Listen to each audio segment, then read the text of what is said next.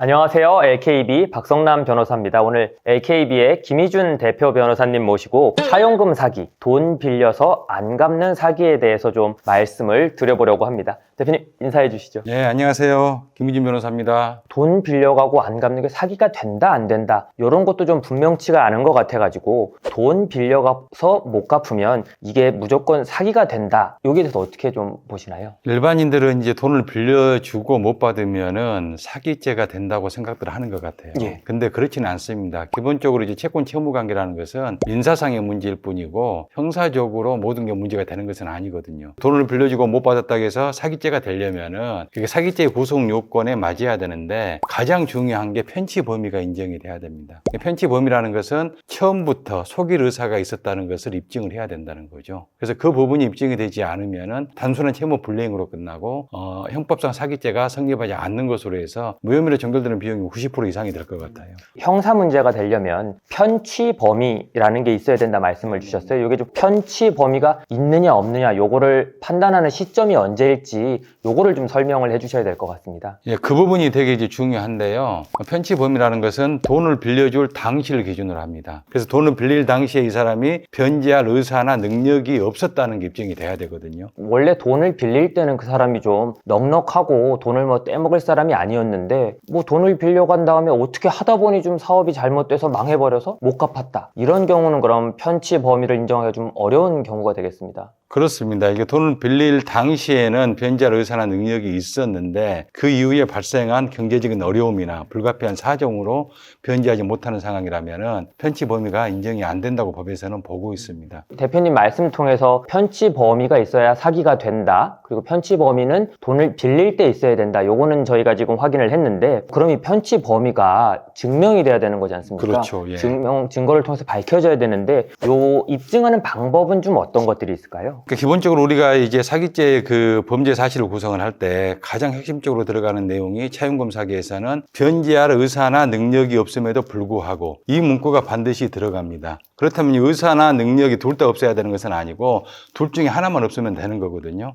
조금 쉬운 말로 풀이하면 의사가 없었다 하는 건 처음부터 갚을 생각이 없었다는 거고 그렇죠. 능력이 없었다는 건 뭐 갚을 생각은 있었을 수 있지만 객관적으로 봤을 때 갚을 수 없었다. 그럴 능력이 없었다. 이런 개념인 것 같습니다. 그런 개념이지. 제가 대표님께 돈을 빌린다고 하면서 대표님 저 이번에 코인 좀 해야 되는데 돈 좀 빌려주세요. 이렇게 했다고 가정을 해보면 코인 하면은 10중 8구 아마 돈을 잃을 것 같은데 이 변제 계획을 듣고도 돈을 빌려주셨다. 그런데 제가 역시나 코인을 해서 돈을 까먹고 못 갚았다. 이런 경우는 어떻게 될까요, 그럼? 이제 위험한 그 영역에 투자를 하는 것을 알고도 빌려준 경우잖아요. 그런 경우에는 사실 나중에 고소를 한다고 하더라도 돈을 빌려준 사람이 위험을 감수하고 빌려줬기 때문에 사기죄로 처벌하기는 어려운 상황으로 갈 수가 있죠. 대표님 말씀을 좀 반대로 뒤집어 보면 제가 사실은 코인 투자할 건데 저 이거 다른 곳에 쓸 겁니다. 뭐 전세 보증금으로 낼 겁니다. 이런 식으로 거짓말을 했다면 그거는 사기에 훨씬 가까워지겠습니다. 그러면 사기죄가 성립할 확률이 굉장히 높아지죠. 굉장히 높다고.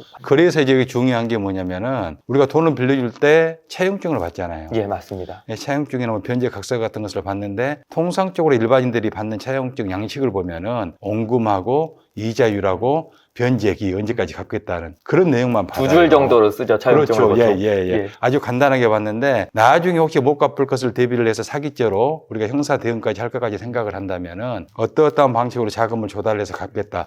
이런 구체적인 변제 계획까지도 차용증 안에 담아 두는 것이 사기죄를 입증하는데 훨씬 용이할 수가 있습니다.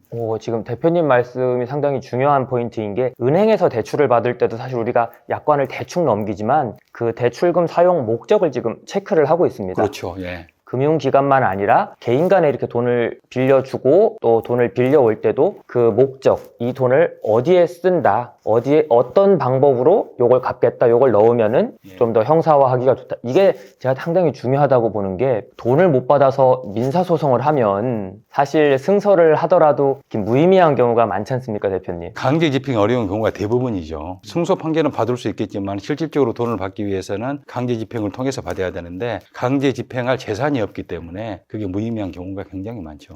이제 지금까지 돈을 빌려준 입장에서 좀 이 사건을 봤는데요. 뒤집어가지고 대표님께서 서희 검찰에서 22년간 이제 숱한 경제사범들 사건들을 좀 다뤄보셨을 텐데 이렇게 조사를 해보시면 피고소인들, 피의자들, 돈을 빌려간 사람들이 어떤 변명을 주로 하던가요? 전형적으로 하는 변명은 다 그거예요. 이게 사기죄의 이제 구속 요건이 가장 중요한 것은 돈을 빌릴 당시에 변제할 의사나 능력이 있었는지 여부인데 피의자들도 좀 알고 있나 봅니다. 알고 본인이. 있습니다. 그래서 그 부분에 다투는 겁니다. 그 당시에는 제가 충분히 변제할 의사도 있었고 능력도 있었습니다. 근데 그 이후에 발생한 자기도 예상하지 못한 어떤 불가피한 경제적 사정 때문에 갚지 못하고 있을 뿐이지 앞으로 형편이 좋아지면은 언제든지 바로 갚겠습니다. 이런 식으로 이제 변명을 하거든요. 내 마음은 그렇지가 않다. 예. 현실이 어려울 뿐이다. 그렇죠. 심플하게 말하면 편취 범위를 강력하게 부인을 하는 거예요. 그럼 이 고소하는 입장에서는 이런 방어 논리를 좀 깨고 형사적으로 이 범죄를 성립하려면 어떤 주장을 좀 해야 될까요? 그래서 이제 여기에 이제 법률 전문가의 이제 도움이 필요한데요. 일반인들 같은 경우에는 그런 이제 변명을 깨고 본인의 주장을 받아들이게 하기가 쉽지가 않아요. 그리고 이제 그 능력 있는 수사관이나 검사들을 만나면은 알아서 수사를 잘 해주는데 또 그렇지 않는 경우도 많거든요. 그리고 일들이 워낙 많기 때문에 그냥 단순하게 변명만 듣고 이거 민사적인 채권 채무예요 라고 해서 그냥 끝내버리는 경우가 대부분 많습니다.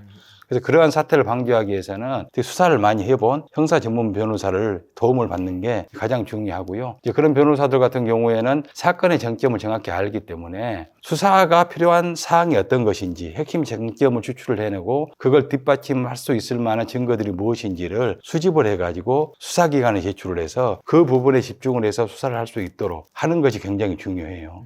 저도 변호사로서 좀 자주 듣는 질문이 이런 게 있는데요. 변호사님, 제가 지금 돈을 못 받고 있는데요. 이자 뭐 몇십만 원 준다고 계좌번호 좀 보내달래요. 이거 저 계좌번호 줘도 돼요? 이거 저 이자 받아도 돼요? 괜히 사기 안 되는 거 아니에요? 이런 걸 좀 많이 궁금해 하시더라고요. 요거는 어떻게 보시나요? 그런 법리가 좀 많이 알려져 있는 것 같아요. 특히 이제 뭐 전형적인 사기꾼들이라든가 고도의 사기꾼들에게는 그리고 돈을 빌려 쓰더라도 이자를 뭐 두세 번 정도 주면은 사기죄가 성립이 안 돼라는 게 많이 알려져 있어가지고 그걸 악용하는 경우가 많습니다. 그 이유가 뭐냐면은 이자를 몇 번 불입을 했고 그 당시까지는 경제적인 능력이 있었는데 그 이후에 경제적인 사정이 안 좋아서 불가피하게 이자를 불입하지 못하고 있을 뿐이다 라는 논리로 해가지고 무혐의라든가 무죄 판결이 선고가 많이 되고 있기 때문에 그걸 이제 악용하는 거죠. 근데 이자를 단순히 몇 차례 불입했다고 해가지고 반드시 사기죄가 성립을 하지 않느냐, 그건 아니에요. 지금 굉장히 이 경우는 좀 난이도가 이제 높아지는 건데 그 부분을 이제 깰 수 있는 논리를 입증을 해내야 되고요. 그게 뭐냐면은 이자를 조달하는 것도 나중에 알고 봤더니 결국은 다른 데서 돈을 빌려와가지고 돌려막기식으로 하고 있더라. 이런 부분들을 입증해낼 수 있다면은 설사 이자를 몇 차례 불입했다고 하더라도 사기죄로 처벌이 가능합니다. 예, 오늘 저희 AKB의 김희준 대표님 모시고 차용금 사기, 돈 빌려가서 안 갚는 사기에 대해서 좀 얘기를 나눠봤습니다. 요즘 경기가 어렵다 보니까 돈을 빌려주시고 받기가 좀 어려운 분들이 많으실 것 같아요. 차용금 사기 문제로 인해 좀 곤란을 겪고 계신 분들은 저희 AKB 김희준 대표님께 상담해보시길 권유드리면서 오늘 인사드리도록 하겠습니다. 대표님. 그래, 박 변호사님도 돈 못 받은 게 있다면서요? 예. 끝나고 상의를 좀 드리도록 하겠습니다. 예, 알겠습니다. 예, 김희준 변호사였습니다. 박성남 변호사였습니다.